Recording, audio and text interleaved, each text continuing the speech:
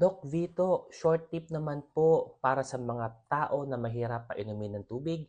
Number one po, ating ugaliin po na malapit po ito sa ating kama, sa ating lamesa, sa ating workplace. Nang sa ganun ating pong nakikita ito at mainom ng mas madali.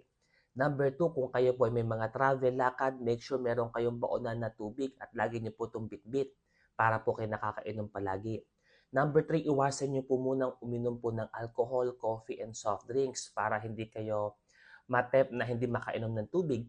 Pang-apat po kapatid, atin pong lagyan ng flavor ang ating tubig para maging kaaya-aya ang panlasa. For example, lemon and cucumber. At pang-apat, maaari po tayong kumain po ng mga pagkain or putas gulay na mataas ang water content, kagaya po ng celery, grapes, apple, cucumbers, watermelon. At pang-anim po kapatid, napaka-importante po nito na maging good example tayo sa ating mga kababayan na